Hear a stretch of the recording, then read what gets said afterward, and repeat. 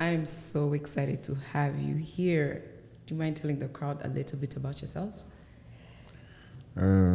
It's Thank not you. a little, by the way. He's a book full of so many talents and just so much. And I'll let him just tell us about it. Yeah, so Yeah.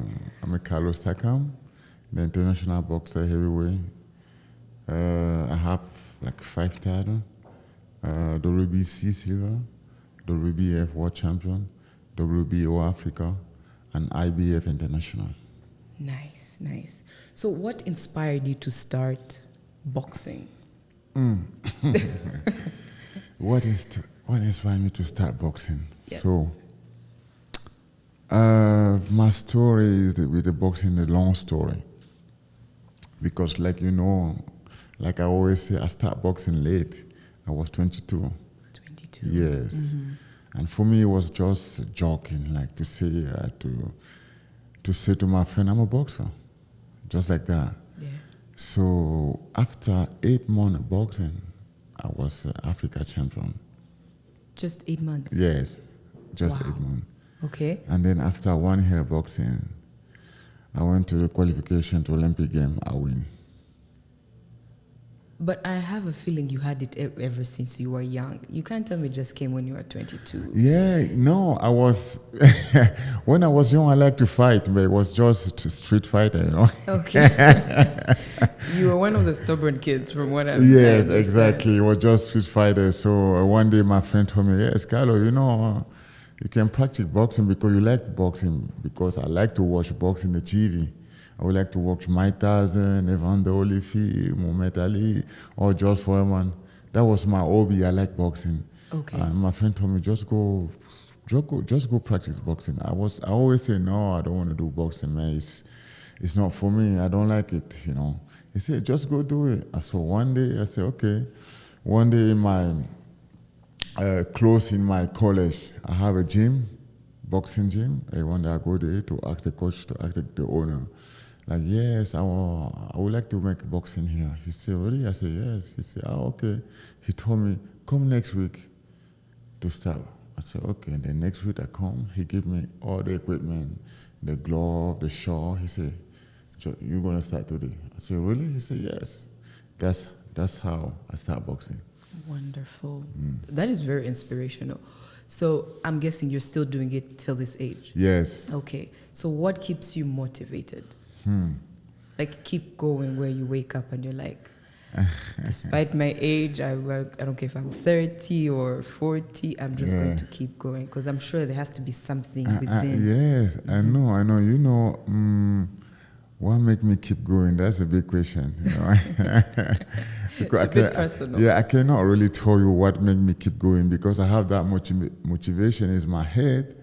So every day when I wake, for example, when I have a match, I make my how do you say, my training camp. I know I need to wake up every day, every morning at 5 a.m. in the morning, go around like 10 miles, come back home, rest, take my breakfast, I sleep a little bit, and then after 10 a.m., go in the boxing gym, train boxing with my coach, come back home around 1 p.m., and then after 4 p.m., go again in the gym, train with my physical training, come back home around 7 or 8 p.m., and then at the midnight, I have my last training in my garage because I have my own equipment in my garage. Is that Monday to Friday? Yes, every day. Every day? Yeah. So I can train like 7 or 8 hours every day. Every Monday to Monday or Monday to Friday? Monday to Saturday. Wow. I have only 1 day rest, Sunday. So I'm guessing, I'm a very huge person on mindset, and I believe that mindset gets changed along the hardships of life or everything you're going to. What would you say you have learned? What mindset have you adapted along the years that you can tell maybe a young person that if they start it at the young age, it will help them get far? You know, boxing is like, for me, boxing is not just a sport. Yeah. Boxing for me is like a school. School. Yeah, because I leave my family. I was 22, 23. I live Cameroon in 23, 22 years, and we went to Tunisia to start to prepare the Olympic game. And after that, we went to the Olympic game in 2004. And then after Olympic game, I come back to Cameroon to see my family just for 1 week, and then I fly to Bruxelles. Wow. So it's sacrifice. Yes, You sacrificed I make that your sacrifice. family, Yes, I make that everything. sacrifice. So I can say yes, I leave my family. I was 23 years. That is amazing. That is So boxing teach me everything. I be around the world. I fight everywhere in Russia, in China, Canada, New Zealand, everywhere in the world I'm fighting. Do you have a number of countries you've been to? You've lost count, I'm guessing. No, the number of countries is too much. I don't know. Like, I went to Asia. I visited Thailand, Macau, Chinese, and how they call it again, Singapore. You've been to Singapore as well? Yes. And in Europe, everywhere in Europe, Russia, France, England, Slovenia, Belgium, you know. And in America, I went to Mexico, US, Canada. And in East Asia, I went to New Zealand, Australia. That's enough. That's already enough because Yes. that is very inspirational. And then I have my own story between the boxing, you know, like every time when I fight somewhere, like I don't know, I can say in Brazil, because I don't like to when I fly someplace like maybe Kigali, I like to go in the backside in the city to see people, how people live. Yeah. I don't like to stay only in the city, you know. I like to go in the backside in the country to see how people live. And does that remind you, Yes. like your true essence, where you came from and how far you've come? Yes, exactly. I think that is beautiful because I feel like most people, when they get to a successful level, they forget where they've come from, and it's the journey that matters. It's not the destination. I never forget where I come from. Yeah. I'm a very humble person. Okay. I mean, I like to speak with everyone. Everyone I walk in the street, I see somebody say, "Hey, Carlos Takam." I take my time and stop, speak with him. He say, "Yes, I'm a big fan." I say, "Thank you." You can take a picture, or I can tell him my story. You know, he's gonna say, "Damn, man, I like the way you are. You know, you are a very simple guy." I say, "Yes, I'm like that. What do you want?" That's beautiful. Yeah. You were very humble, and I think that's a God-given gift, in my opinion. Thank you. Have you lost some games, and how do you pick yourself back up? Because sometimes when people lose, they tend to stay down or they lose the motivation. What makes you get back up and be like, I want to push and keep trying, and then you win, you fail, have you always won? You know, when you say lose, for me, I just want to tell you, I don't know what is lose, because lose for me is just, it's learning. It's not a lost, a lesson. It's not lost. I don't want to say, yes, I lost my fight. No, I just want to say I learned something after that fight because that guy win, yes. But I don't want to say I lost. No, I don't like to say, yeah, I lost that fight. I just going to say, learn something in that fight. That's beautiful. So that's why every time when, like you say, lost, when that thing happened to me, I go back home, I look at myself in the mirror, I say, damn, today I learned something. I think tomorrow it's going to be different. My next fight is going to be different. And I think I really know that the next fight I'm going to win. Because right now, I know what happened. I know why I lost it. Now I'm going to work for that. And then next time, I'm going to win my fight. I never lose. I always learn. So that's a good mindset. Yeah. Whoever is listening, listen. Never feel like you've lost because clearly it's all about the lessons that matter. Anyway, every time when you say lose, every time when I have something like that happen to me, like you say lose, I have more motivation. I don't know why. It pushes you to just keep going. I have more motivation. Yeah. But if I win, I don't want to have a motivation like the fight I lost in. It's like my last fight in Paris. I win that fight. When I go back home, I look myself in the mirror like every time. And looking at me, I say, why? What that fight gave to me? What I learned about that fight? Nothing. That is passion. That is. It's not even about fighting. Clearly, it's beyond that. Yes, it's, I see nothing. It's I like learned you're nothing. fulfilling your purpose or something like that. So, what do you think separates the successful boxers that you have met and the ones who are not as successful? Is there a difference in the mindset? Is it the techniques they use?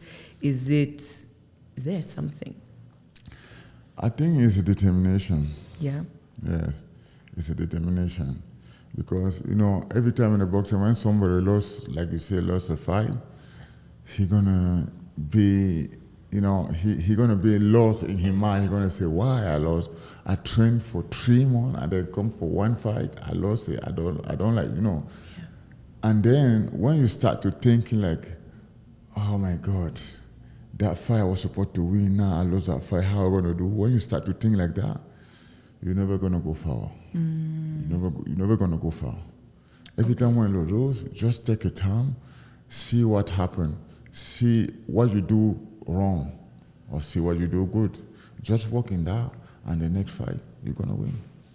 I have a feeling that fighting or what boxing that you do can be related to life as well.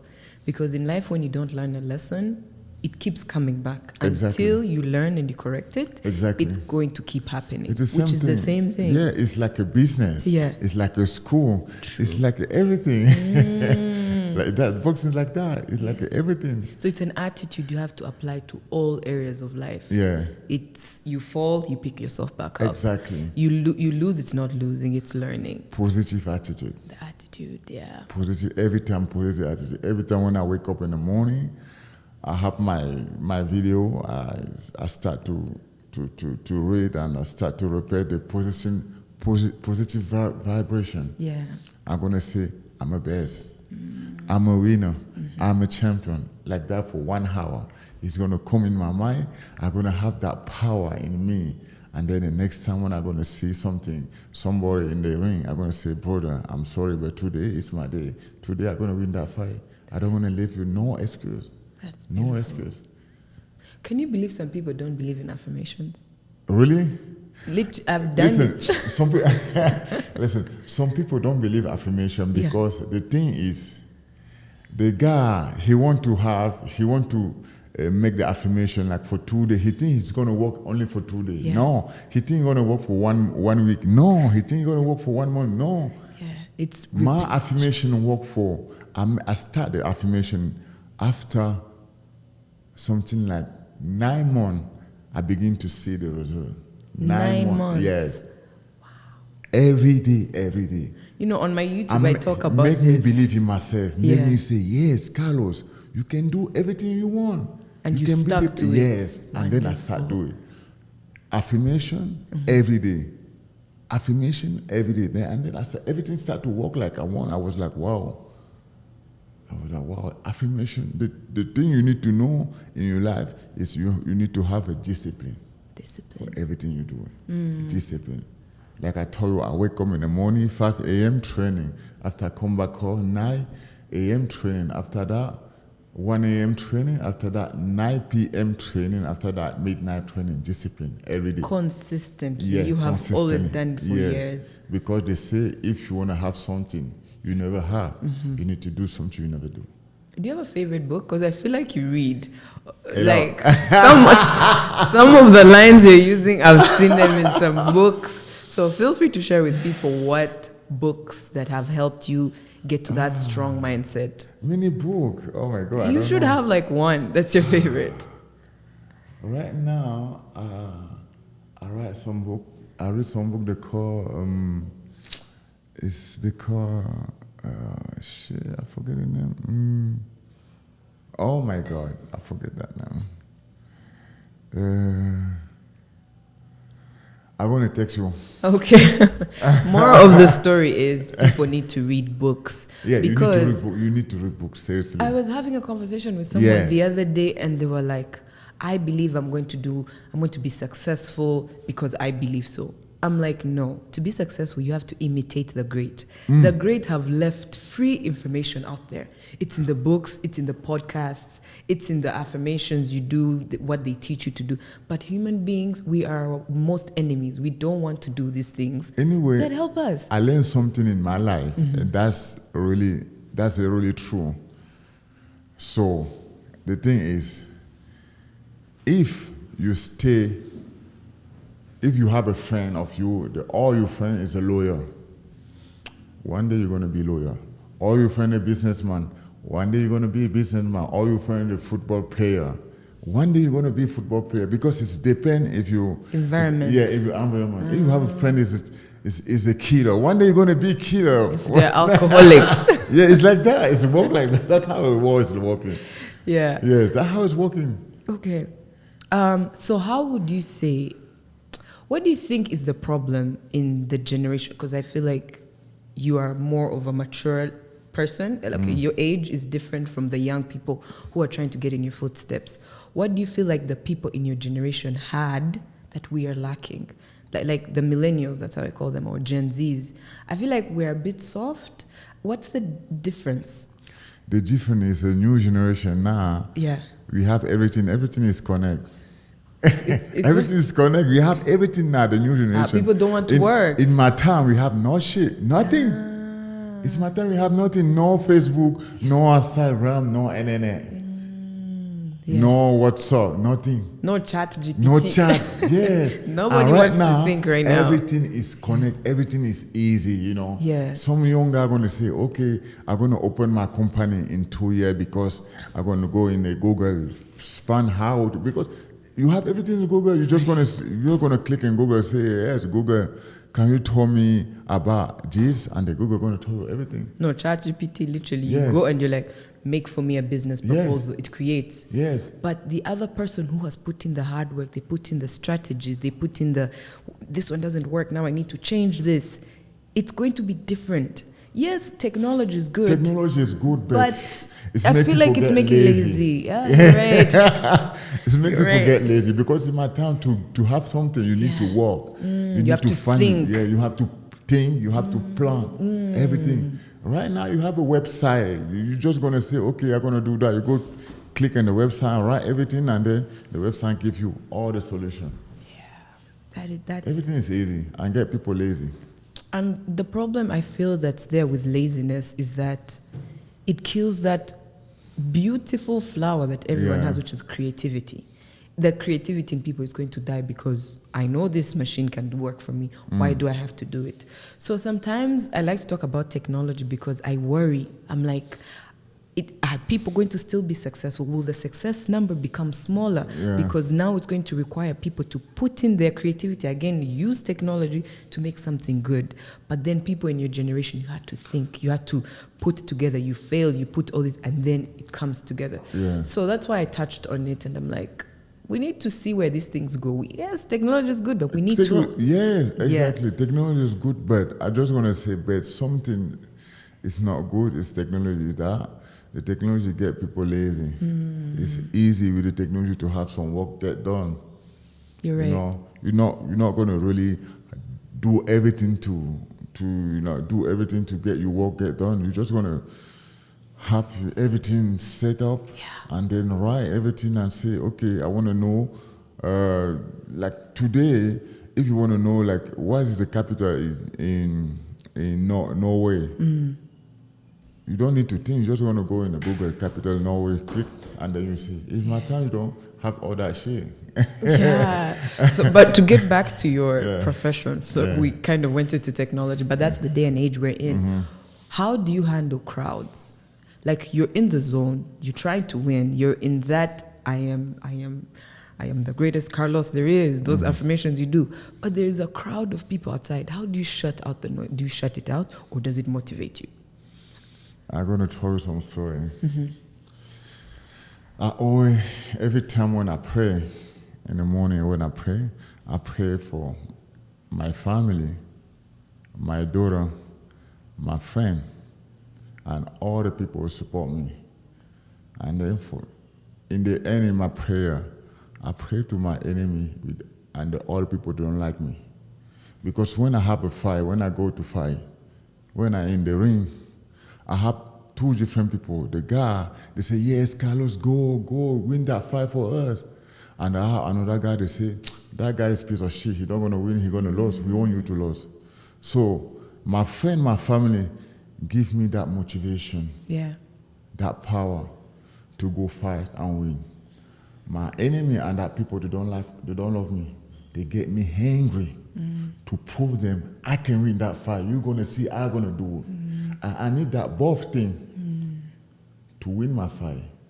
I need that good energy, and then I need that bad energy to be angry.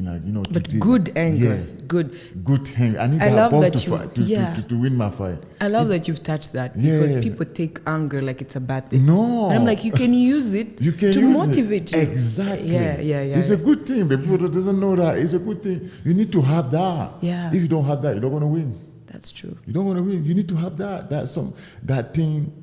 You doesn't like it. You say yes. You think I'm gonna lose today? I'm gonna prove I can win. You're gonna know. You have that anger. You say yes. I'm gonna win that fight just to show you that I'm the best. You need that to win.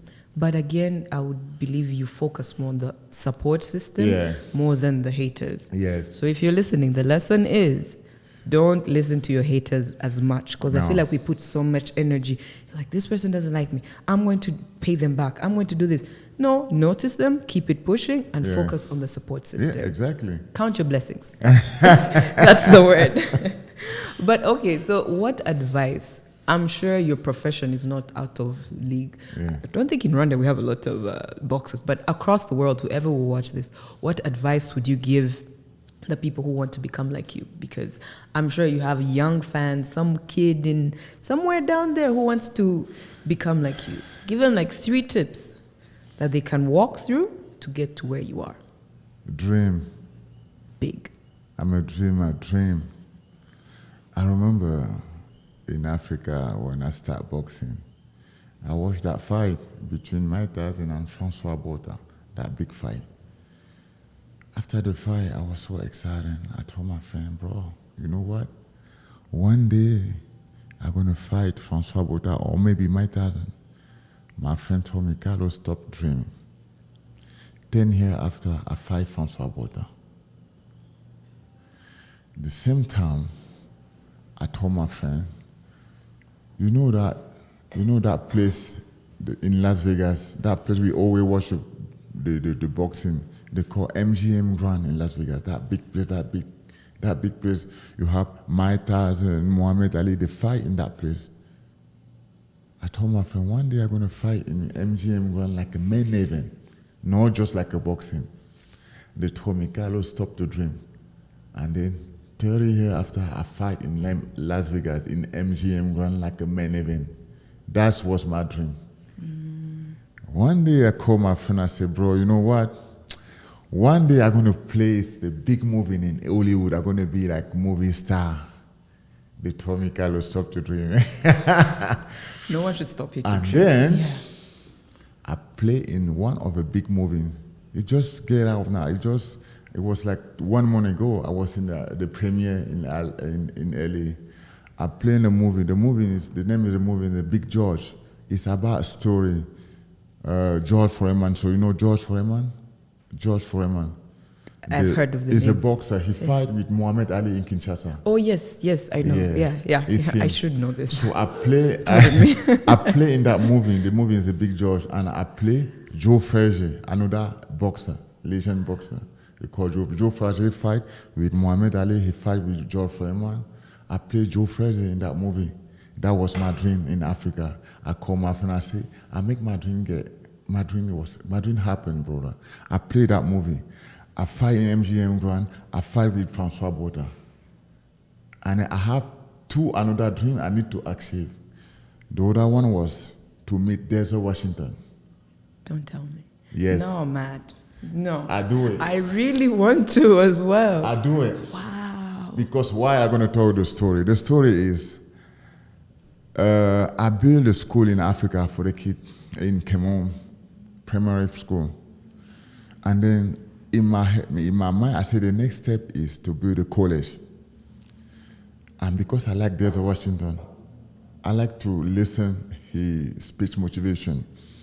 I say, okay, next year I'm going to start to build that college, and then I'm going to name that college There's a Washington. So I meet him. I told him about that story. He looking at me and said, brother, yes, do it. I said, I want to do it, but I want you to come in the college the day we're going to open it. He said, yes, I can do it. Just let me know when. That was my dream. And my last dream right now here, I'm going to tell you. I was actually going to get there. I'm like, what goal? My last You've dream made right all your now, dreams come true. My last dream right now is to meet your president, Mr. Kagame. To have a conversation with him. Not to go in your office, sit with him and then speak. No, have a conversation with that big guy. Have a conversation like a, like a brother and sister, like a son and dad, have a conversation, speak with him. He's because a very I'm a smart big man. fan. Same here. That's one dream we share at least. Same. Yeah. The day we do. Big fan. He's that guy very is smart. Yeah, very smart. I want to have a conversation with that big man. If you're watching this and you can connect him, me, I'll come after. It's okay. I'll wait. But if we can meet him, it will be great, honestly. Exactly. Because honestly, I have a dream to make Africa, like I say, make Africa great again. Yeah. That's my dream. Develop the sport in Africa. Development the sport in Africa, especially boxing. I want next five years, I want Kigali to be the Las Vegas in the boxing in Africa, but not only in Africa, in the world. We're going to organize a big fight here in Kigali. Bring all that big star, Mike Tyson, George Foreman, Roy Jones, all that big name in the boxing. We're going to bring them here in Kigali for that fight. I can't wait. Just call me. I'll be there, just cheering everything on. Yeah. But honestly, Rwanda is such a great country that you've come to, and we are super, super happy to have you here. And I feel like your story, not even to the listeners or the people who are watching this, it has been inspiration to me. I've learned, of course, that dreaming big is key. Yeah. Because life, you get discouraged. It's normal. We all get discouraged. Some people give up on their dreams, and you have such a great passion that can take you far. Exactly. You also said we need to have discipline. I'm writing down. Discipline. Dream and discipline. Yeah. And also affirmations. And take good care of yourself. Read it. Yeah. You need to read many books, Yes. You need to read many books. So if you need his socials, that you can tell them all your socials that you have. My social is Carlos Takam. On Instagram, Twitter. Twitter, Facebook is Carlos Takam. Do follow him, and I want to give you a very, very much thank you for giving me your time. You're welcome. I hope your story gets to so many people because this is very inspirational. The young people need to hear this. The youth are very distracted in things that are not helpful, but having inspirational conversations with people like you who have gotten where you are, it's good. So I just want to say something like, when you say the young people need to hear it, I don't want to say the young Africa need to come back in home, invest in Africa, do something in business, in the sport, in everything. Because Africa going to build Africa. We don't want to leave the people from Europe to come here, build our city or build our country or build our continent. No, we need to come back home and do something. Really. Yeah. Because we have everything we need here. We have everything here. Yeah. We don't need help for nobody. African can help you.